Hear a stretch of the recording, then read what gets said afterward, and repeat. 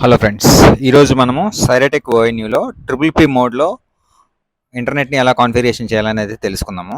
దానికోసం మనము సైరటెక్ ఓఎన్యూని అయితే లాగిన్ చేద్దాము. సో నేను డిఫాల్ట్ యూజర్ నేమ్ పాస్వర్డ్తో అయితే లాగిన్ చేస్తున్నాను.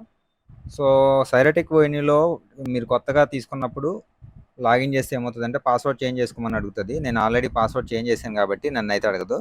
ఇన్కేస్ మీకు అలా అడిగింది అనుకోండి, పాస్వర్డ్ అయితే చేంజెస్ చేసుకోండి, దానికి ఇబ్బంది ఏమి ఉండదు. సో నేనైతే పాస్వర్డ్ ఆల్రెడీ చేంజ్ చేశాను కాబట్టి నన్ను అడగలేదు. సో నాకు మెయిన్ ఇంటర్ఫేస్ అయితే ఇలా వచ్చింది.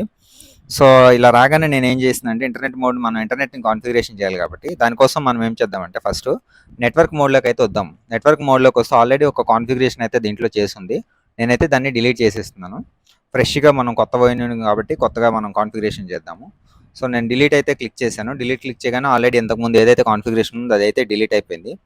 సో ఇప్పుడు మనం ఏం చేద్దామంటే ఇక్కడ కనెక్షన్ నేమ్ దగ్గరకు వచ్చేసి యాడ్ న్యూ వ్యాన్ కనెక్షన్ అనేది పెట్టుకుందాము. మోడ్ అనేది రోటర్ మోడ్లో పెట్టుకుందాము. ఓకే, రోటర్ మోడ్లో పెట్టుకున్న తర్వాత ఇక్కడ IPv4 అనేది సెలెక్ట్ చేసుకోండి. IPv6 మీకు సపోర్ట్ ఉంటే IPv6 కూడా పెట్టుకోవచ్చు, ప్రాబ్లం ఏం లేదు. సో మనము ట్రిపుల్ పీ మోడ్లో చేస్తున్నాం కాబట్టి ట్రిపుల్ పీ మోడ్ని సెలెక్ట్ చేసుకున్నాను. ఇక్కడ నాటింగ్ అనేది ఎనేబుల్లో ఉంచుకోండి, వీలాన్ కూడా ఎనేబుల్ చేయండి. చేసిన తర్వాత వీలాన్ అయితే ఇవ్వండి. సో నా దగ్గర టెస్టింగ్ వీలాన్ ఉంది కాబట్టి నేను టెస్టింగ్ వీలాన్ కోసం అయితే ఇచ్చాను. ఇది నార్మల్గా 1 or 2 ఏదైనా పెట్టుకోవచ్చు. ఇక్కడైతే నేను యూజర్ నేమ్ పాస్వర్డ్ అయితే ఇస్తున్నాను. నేను టెస్టింగ్ కోసం నా దగ్గర ఒక టెస్టింగ్ యూజర్ నేమ్ పాస్వర్డ్ అయితే ఇచ్చాను. ఇక్కడ మీరు మీ BSNLది యూజర్ నేమ్ పాస్వర్డ్ ఏదైతే ఉందో యూజర్ నేమ్ అనేది మీకు BSNL సైడ్ నుంచి అయితే ఇస్తారు. పాస్వర్డ్ అనే ఉంటుంది. సో అదైతే ఇవ్వచ్చు, అన్ని స్మాల్ లెటర్స్లో ఉంటుంది. ఇచ్చిన తర్వాత కిందకు వచ్చేసి పోర్ట్స్ని అయితే బైండ్ చేయాల్సి ఉంటుంది.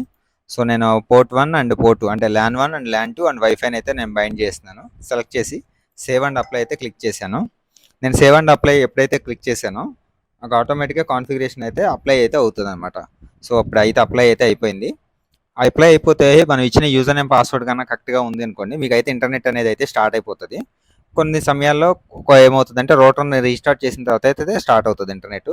ఒకవేళ ఇలా కాన్ఫిగరేషన్ చేసిన తర్వాత మీకు ఇంటర్నెట్ రాలేదనుకోండి, కంగారు పడాల్సిన పని ఏం లేదు. జస్ట్ ఓఎన్యూని అయితే ఒకసారి రీస్టార్ట్ చేసి చెక్ చేసుకోండి, అప్పుడైతే నెట్ వస్తుంది.